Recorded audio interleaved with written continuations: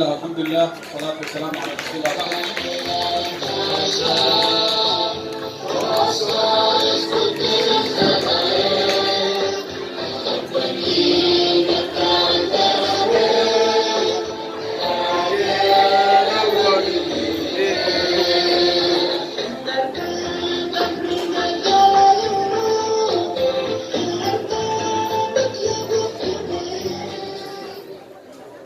سنتي waxaan rabaa inaan mahadceliyo madaxweynaha xasan sheekh dhammaan guddoomiyaasha xisbiyada xildhibaanada senatarada akhyaarta kala duwan oo rag iyo haweenka dhalinyarada odayaasha bahda saxaafadda ciidanka iyo saraakiisha dhammaan dadka kasoo qayb galay salaam islaamka asalaamu calaykum waraxmatullahi wabarakaatu. salaan kadib farxad weyn ii tahay maanta inaan kala qayb qaato munaasabada qaaliga ah oo dadka Soomaaliyeed ay xusuusanayaan meel ay joogaanba maalintii xurriyadda ay qaateen oo ay ka soo wareegtay 60 sano. waxaan leeyahay dadka Soomaaliyeed meel ay joogaan baa bariyo Ilaahay subxaanahu wa ta'aala kuwii guushaas dib u hanta oo gaara ujeedooyinkii iyo aragtidii qiimiga lahayd ee lagu soo aasaasay dadka Soomaaliyeed inay ku noolaadaan mataqaanaa xurriyad iyo sharaf iyo karaam Ilaahay subxaanahu wa ta'aala ka bariyo. intaas markii aan ka gudbo waqtiga gaaban dartiisa waxaan u malaynaa ummad walba waxay leedahay calaamo iyo astaan lagu yaqaano waxay degan tahay deegaan ummadda Soomaaliyeed Ilaahay meesha uu deegaan uga dhigay wuxuu siiyay af iyo diin iyo waxaan ku yiraahdaa muuqaal iyo taariikh ay leedahay. dadku inay ku fahmi dhacaan wax ceeba ma laha laakiin waxa ceeba maalin walba meesha ku fikiraan ay ku fahmaan waxaan hubaa dad badan oo Soomaaliyeed maanta sanad guurada 60aad ka soo wareegtay maalintii xurriyadda oo faraxsan yihiin laakiin haddana waxay isticmaal lahaayeen sidaan si ka duwan inay ahaado dalka yani sidii aan rabnay iyo sidii aan jeclay iyo sidii aan filayay intaba ma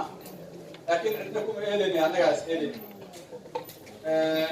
sababtuna waxaan u malaynaa marka aad loo fiiriyo dadka Soomaaliyeed markay u halgamayeen dowladnimada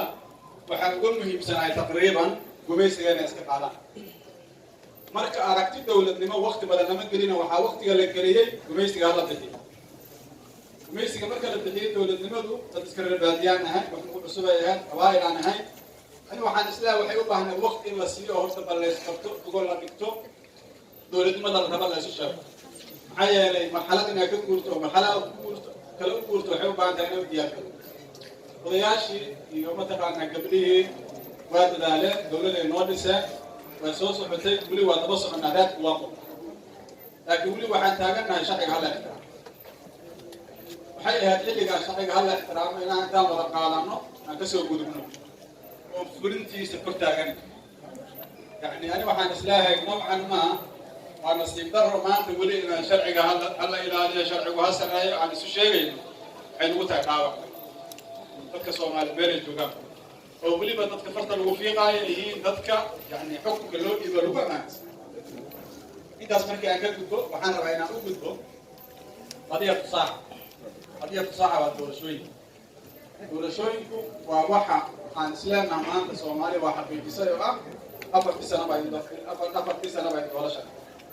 doorashadaas sida ay noqonayso haddii sidii la jeclaa ay noqon weyso siday ka badi weyso oo laga tashaday oo heshiis lagu inay ku dhacdo caqliga bani aadamka keenaya. dowladda waxaan leenahay waqtiga la siiyay waqtigeeda waa lagu ixtiraamay waqtiga hadda waa gabagabo ilaa haddana nidaam iyo hab doorasho lagu aadayo ma muuqdo. kaas waxay su'aal gelinaysaa war xaggee loo socdaa dad badan waxay ku nafta lagu doorasho ma rabaa doorasho ma ka hadlaan maxaa gaalaysaa dadka bulshada wakiilka ka ay soo dirsatay bulshada oo heshiiyey waxay la mid tahay bulshadii heshiisay la mid tahay codkii iyo taladii iyo ra'yigii dadkaasay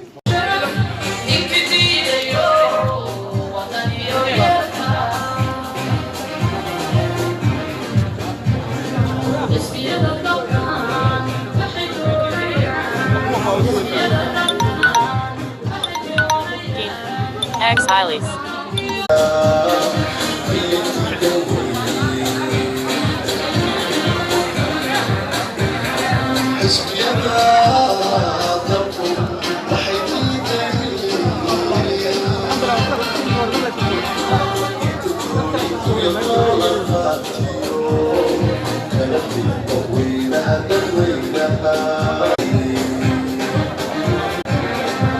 وأنا بعد ما أنا فاهمين لو ما نشي دولة ظروفها كلفين ظروف أي كلفين الدولة شنو كشف أي دولة قانون واي أن الله قبض الوقت جيد سيدا كودي قال حواه ما يصنعنا نوشة halka dariiqo waxa waaye saan wax yeelnaa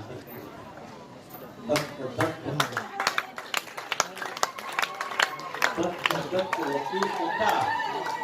intay isugu yeertay tiraa warbar su kaalay dowladda u kaalay isbiyada maxaa siyaasadeeda u kaalay bulshada rayidka ay kaalaya حزبية سبحان ربك رب العزة عما يصفون والسلام على المرسلين والحمد لله رب العالمين وبالله التوفيق والسلام عليكم ورحمة الله وبركاته.